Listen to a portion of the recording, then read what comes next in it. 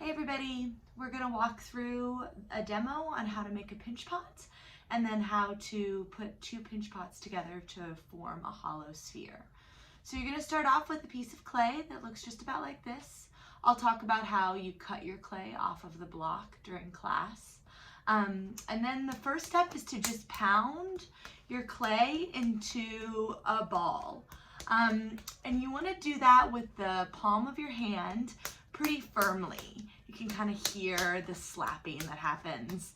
And each sort of angular part, you want to give it a good pound. And I also kind of cut my hands, and sometimes just going back and forth like that will also be a really nice way to get that ball shape. So you're just gonna work at it pretty quickly and try to feel like you can pound that clay evenly and smoothly. If you end up having any little pinches that look like that, just do your best to pound them out flatly. You want to try not to make any folds in your clay because that could create air bubbles, which could cause you problems.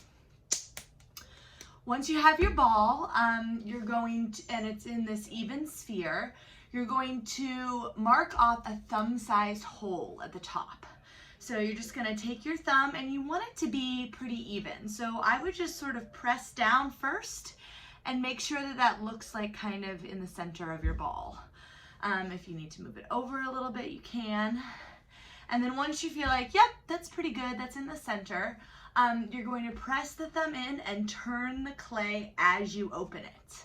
So my thumb is going to go in, and my clay on my that I'm holding in my non-dominant hand is going to rotate clockwise. So I'm a righty, so I'm using my right hand to pinch. If you're a lefty, you should use your left hand to pinch. So I'm going to push my thumb in about 1/2 to 3/4 of the way, and then I'm going to pinch and rotate, pinch and rotate. So this is not a race. Please go slowly as you get accustomed to this process. For those of you that have maybe done this before, you could go a little quicker, but if this is all new to you, then you should definitely go slow. Slow and methodical is the way to go. My daughter says slow and steady wins the race. So you want to make sure you just methodically pinch around your bowl, and you'll see that eventually I'm starting to get a nice opening. Now you want the wall thickness to be between about 1/2 inch and 1/4 inch at the end, and you also really want it to be even. So as you pinch, you want to get your thumb into the bottom of the bowl, and you'll sort of move it up. Your thumb might move up as you pinch around. So I'm going from the bottom, and if you can see, my hand is moving, my thumb is moving up to the top, and then back down to the bottom again. It's really important that you don't thin your lip too much.